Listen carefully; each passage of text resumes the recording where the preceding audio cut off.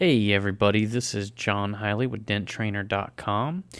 Going to be working on this chrome tank today. It is a Royal Enfield, and as you can see here, we got some dents that are actually hit up above the filler.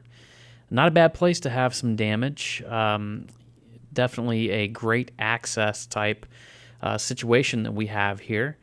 And as you can see as well, that I actually have a little bit of duct tape holding the straps in place that are mounted to my cart. Another thing I want you to notice, look at all the waves through this tank. I think it comes from the factory. It actually did come from the factory that way, the gentleman had told me.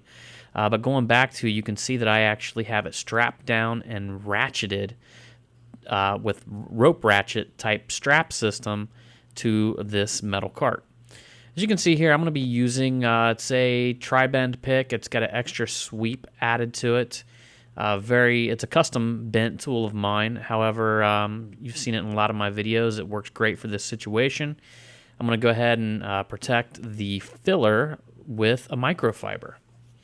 Had a lot of luck with that. You can pry against it. It's nice and sturdy. And this is my stance here. Tool down in there and right to the dent. So what I'm going to do here, because I need this tool and it's not a soft tip, I'm going to add some duct tape to it. In fact, as you see there, it was Gorilla Tape. Just going to pull some off and add a little protection to the tip of the tool so we can get some bulk metal movement and get some big pushes.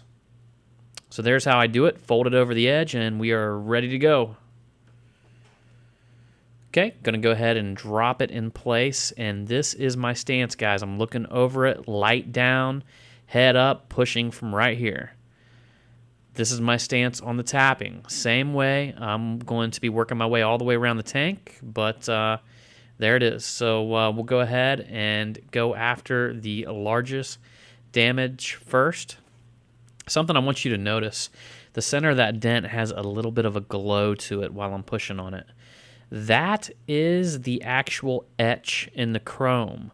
What happens on these tanks, although you can see I'm pushing the metal up, the chrome, whatever hits it, it actually etches and puts a line in it. And that's what we're going to be fighting most of this repair. So now I'm going over to the second largest dent.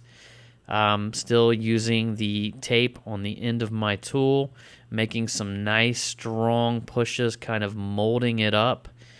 Now this actually did have an interior, I don't know what it was. It was like this plastic stuff or vinyl looking stuff that was falling out of the inside of the tank. And the guy said he was going to have it retreated, but what you would find is when you're pushing out dents like these ones that I'm pushing here, is that they would go almost like real nice soft tip pushes, and then as that stuff began to fall off into the tank, it became much easier to push through. And there we are, taking out the one back there off to the right-hand side of the second largest dent in the tank. You know, when I talk about pushing through and then feeling that different push once the stuff on the interior fell off, kind of reminds you if you were pushing through like some interior sound deadener. And then as soon as you made a hole through it, how all of a sudden it poked a high. That's a lot what it felt like doing this tank repair. As you can see here, even the small dents have little dots in the center where they have actually been etched. During the dinging process, whenever they were dinged originally. So now we're going into a knockdown session. This stuff moved surprisingly. It was moldable. I was able to push somewhat tight little high spots and was able to knock them right down. So there I am, just kind of opening it up. Just like any tank, you're going to find hidden crowns that you're going to want to blend out and send the metal recontour the shape.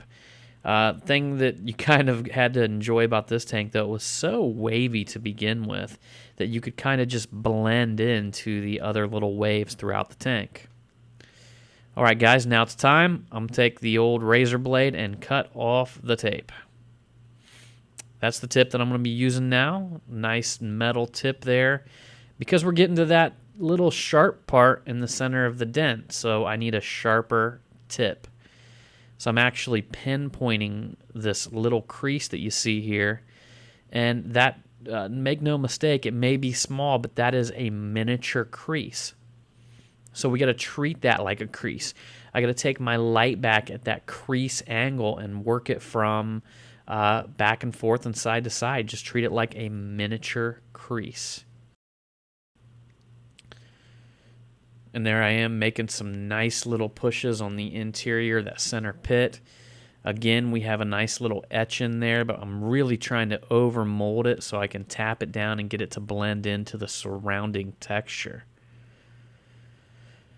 Here we are, again going into an exchange, hammer and knockdown, just kind of loosening it up. And you can see the difference now. It's shrunk up quite a bit.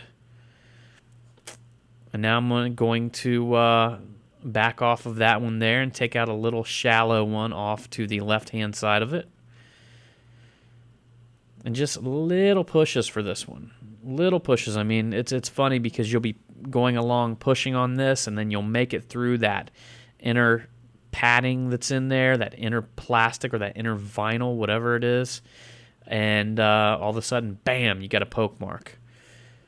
And it's a little bit harder to reverse on these tanks. I mean, you can definitely take out some decent highs, but if you get a little sharp poke mark, that's going to be in there. However, it's kind of like one of them things that it also just kind of blends into the surface. I don't know. It's this is some strange stuff. It actually quite hides that stuff quite well.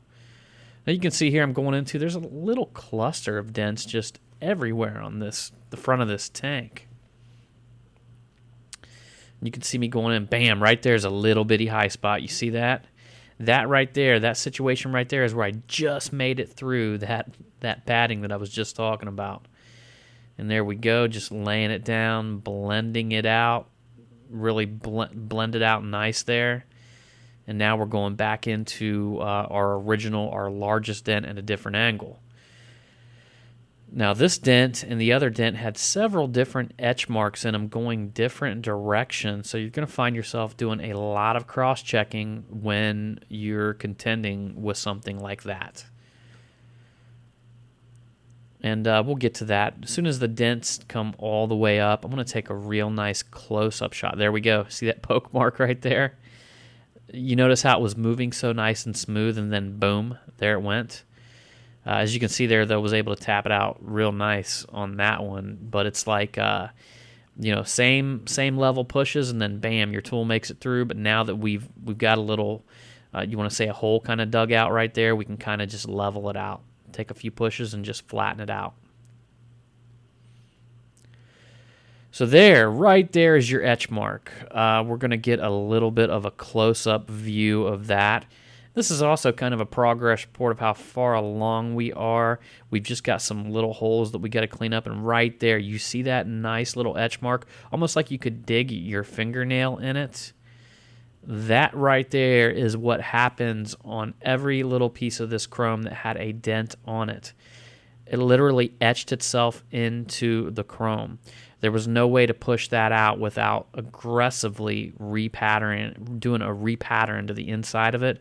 And it actually looked better just tightening up around it rather than trying to make it disappear because, I mean, it was in there. It wasn't going nowhere.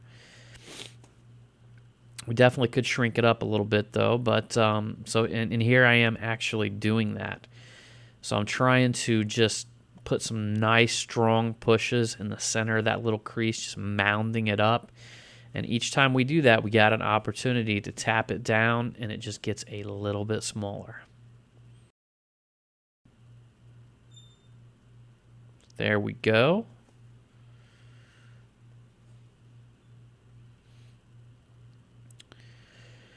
And as you can see, there you go. It's definitely a little bit smaller. A little bitty etch is still there. There was just nothing I could do with that. So I'm going to go ahead and shoot in on that lower left-hand one there. You can just barely see it. It's kind of the reason why I was pushing in the center of the light earlier, because as you push, this tank moves around and it changes the camera angle a little bit, but got that one knocked out.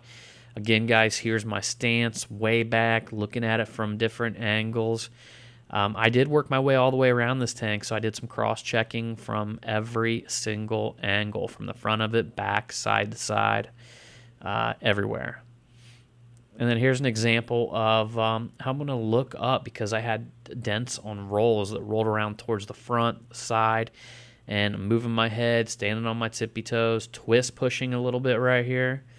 You're never exempt on a tank to break out all the tricks in the box. And here I am actually pushing. There's some little shallows left. That's what you always end up with. You get them nice little concentrated, sharp little hits out, and you can end up with little bitty shallows that you push out. Now I'm just going to kind of roll the tank back here and give you a nice little view of that area where our deepest little dent was. And here we go. Just showing you here the finished product. It's not perfect. Definitely did not say that it would be perfect. This is actually my very first chrome tank that I've repaired, so it was something new for me. And just wanted to share my experience with you here and kind of give you an idea. Maybe when you go tackle one of these chrome tanks, you can kind of get an idea of how it's going to come out. And there we go, looking around here. That's in the natural. I mean, it's unbelievable how great it looked when you took it outside. I mean, it definitely looked much, much better and much decent on the inside, but you could still notice them little, almost like thumbnail-looking scratches in the chrome. All right, everybody, so there you have it, all finished up on this Royal Enfield. And we look forward to seeing you on the next tutorial. I hope this, again, I hope this helps you out when you